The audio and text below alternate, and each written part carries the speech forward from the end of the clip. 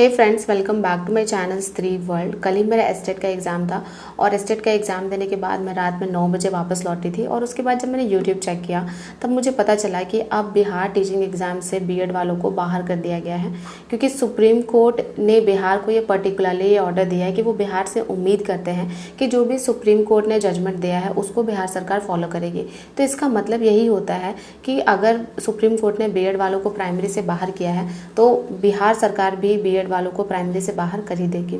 और ये न्यूज़ सुनने के बाद ऑब्वियस सी बात है, मैं एक बीएड स्टूडेंट हूँ तो मुझे बहुत ज़्यादा बुरा फील हुआ और जितने भी बीएड स्टूडेंट्स होंगे उनको भी बहुत ज़्यादा बुरा फील हो रहा होगा। और सबसे ज़्यादा गुस्सा तो मुझे ये बीपीएससी के चेयरमैन से आती है और सबसे ज़्यादा ये बिहार गवर्नमेंट से आती है, क्योंकि इन दोनों का ना कुछ भी फिक्स नहीं है। बताइए, 10 अगस्त को हमारा एडमिट कार्ड रिलीज़ हुआ था, 11 अगस्त को सुप्रीम कोर्ट का जजमेंट आता है और सभी बीएड स्टूडेंट्स चिल्ला चिल्ला के ये कह रहे थे कि हमें क्लियरली बता दीजिए कि हम पीआरटी के लिए एलिजिबल हैं या नहीं हैं। तो इन्होंने ना कुछ भी क्लियर नहीं किया उस समय, सब कुछ इन्होंने कन्फ्यूजन वाले स्टेट में रखा। और सोचिए, वो जजमेंट सुनने के बाद जो बीएड कैंडिडेट थे, मैं अपनी हालत बता रही हूँ, मुझे भी इतना बुरा फील हो रहा था कि उसके बाद मैंने पढ़ाई करना ही छोड़ दिया था, क्योंकि मुझे लग रहा था कि अब पढ़ के क्या होगा। और लेकिन बाद में हमारी स्टेट ऐसी थी कि हमें लग रहा था कि अब पढ़ के क्या होगा, लेकिन बीपीएससी के चेयरमैन कह रहे कि आपका एग्जाम हम लेकर रहेंगे। बताइए, ये दो कॉन्ट्राडिक्शन वाली स्टेट थी और उस स्टेट से हमें गुजरना पड़ा। 11 अगस्त से लेकर जो 24 अगस्त तक का डेट था उसमें हम बहुत ज़्यादा टेंशन में रहे, क्योंकि हर दिन कोई ना कोई ऐसी न्यूज़ आती थी कि बीएड वालों को बाहर किया गया, कोई कहता है शामिल हो सकता है। मतलब इन सारी न्यूज़ ने ना और ज़्यादा दिमाग हमारा ख़राब कर दिया था। और तब भी इन्होंने सेंटर कहाँ दिया है, दूर दूर सेंटर इन्होंने हमारे एग्ज़ाम का दिया। सारे स्टूडेंट्स एग्ज़ाम देने गए और वहाँ पर 2 दिन तक स्टे भी उन्होंने किया। मतलब सुप्रीम कोर्ट हमें कह रहा था कि हम बिहार टीचिंग एग्ज़ाम से बाहर हैं, लेकिन बीपीएससी के चेयरमैन हमें कह रहे थे कि आपको एग्ज़ाम देना ही पड़ेगा।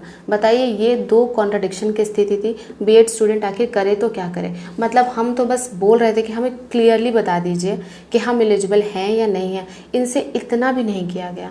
इन्होंने हमें कन्फ्यूजन के स्टेट में रखा और साथ ही साथ सेंटर, हर स्टूडेंट का एग्ज़ाम सेंटर जो है वो बहुत दूर दूर दिया। सारे स्टूडेंट्स उतने दूर गए, एग्ज़ाम भी उन्होंने अटेंड किया, टाइम भी वेस्ट हुआ, एनर्जी भी वेस्ट हुई और साथ में जो भी हमारा जो कन्फ्यूजन वाला स्टेट था वो भी हमारा ख़त्म नहीं हुआ था। बताइए, ऐसे में एक स्टूडेंट को कितना ज़्यादा बुरा फील होता है। मुझे तो बहुत ही ज़्यादा बुरा फील हो रहा है, क्योंकि अगर आप मेरे व्लॉग्स देखते होंगे तो आपको पता होगा कि मैं लास्ट ईयर केवीएस पीआरटी की भी प्रिपरेशन कर रही थी। और केवीएस, मतलब ये तो ठीक था कि केवीएस पीआरटी में ये लिखा हुआ था कि सुप्रीम कोर्ट के जजमेंट पे ये डिपेंड करता है, लेकिन जितने भी यूट्यूब टीचर्स थे ना, सब यही कहते थे कि 99.9% चांस है कि बीएड वालों को सुप्रीम कोर्ट इन कर लेगा, मीन्स पीआरटी में शामिल कर ही लेगा। और सब इतना ज़्यादा दावा ठोक कर कहते थे ना कि अंदर से एक उम्मीद थी कि नहीं, हमें तो शामिल हो ही जाना है पीआरटी में। और बाद में देखिए रिजल्ट क्या आया। मैं ऐसे टीचर्स को भी अच्छा नहीं कहती हूँ, इन्होंने भी हमें बहुत ज़्यादा गुमराह किया है।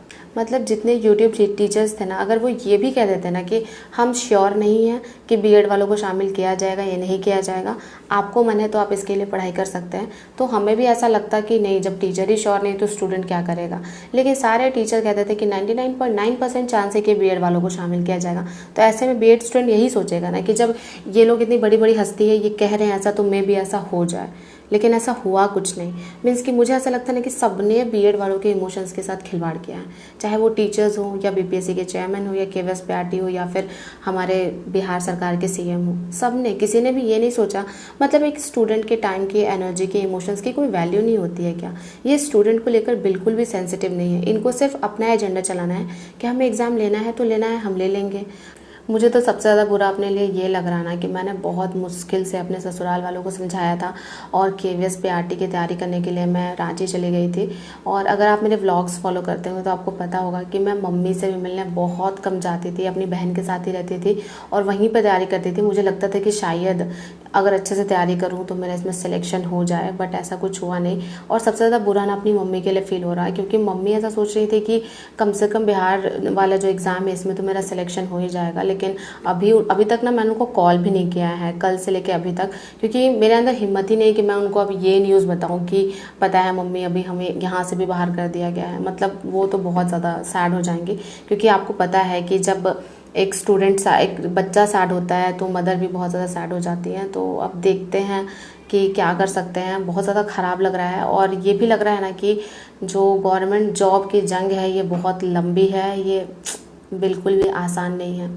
अगर मैं किसी भी जनरल कंपटीशन की बात करूँ तो उसमें बहुत ज़्यादा कंपटीशन होता है।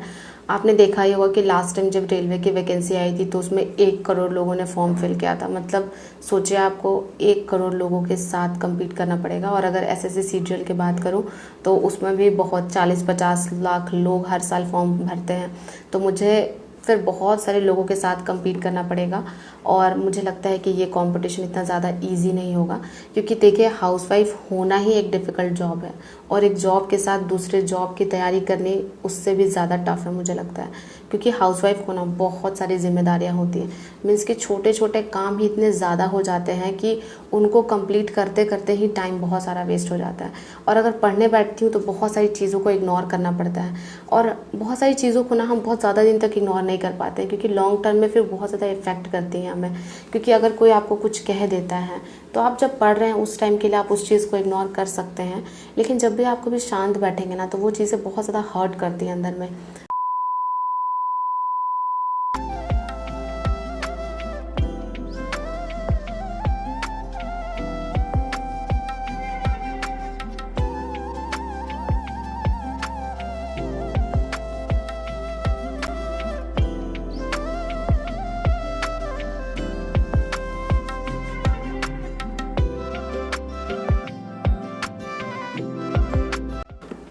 और हर्ट करने वाले लोगों की संख्या कम नहीं होती है। कभी ये सोसाइटी होती है, कभी आपके रिश्तेदार होते हैं और कभी आपकी खुद की फैमिली होती है। और कुछ कुछ कंडीशंस में ऐसा भी होता है कि आपके हस्बैंड भी हो सकते हैं जो कि आपको हर्ट करे, आपको ताना मारे कि तुमने तैयारी की थी बट तुम्हारी जॉब नहीं हुई। मुझे हर दिन ऐसे हज़ारों कमेंट आते हैं, हज़ारों इंस्टाग्राम मैसेज आते हैं जिस पे लड़कियां लिखती हैं कि दी हमारी सिचुएशन ऐसी है। पर मैं आपको यही कहूँगी कि चाहे आपकी सिचुएशन जैसी भी हो, अपने ड्रीम्स के लिए खड़ा आपको रहना होगा। क्योंकि अगर ये लोग आपको झुका देंगे ना तो फिर आपकी पूरी ज़िंदगी ऐसे ही बीत जाएगी। सब लोग आपको पूरी ज़िंदगी दबाते रहेंगे। तो ये टाइम दबने का अब है नहीं। भले ही हमें एक एग्ज़ाम से बाहर कर दिया गया हो, लेकिन अभी बहुत सारे एग्ज़ाम्स हैं जिसके लिए हम प्रिपरेशन कर सकते हैं। तो मैं आपको भी यही सजेस्ट करूँगी कि हिम्मत मत हारिएगा। अगर आप कोई जनरल कंपटीशन की तैयारी नहीं कर पाती हैं, कोई बात नहीं, आप टीचिंग एग्ज़ाम से ही रिलेटेड किसी एग्ज़ाम पर फोकस करके अपनी तैयारी अच्छे से कीजिए। मैं तो टीचिंग एग्ज़ाम्स की भी तैयारी कर रही हूँ और साथ में एसएससी सीजीएल की भी कर रही हूँ।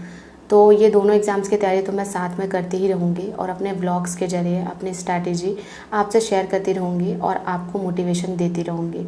मिलते हैं नेक्स्ट वीडियो में।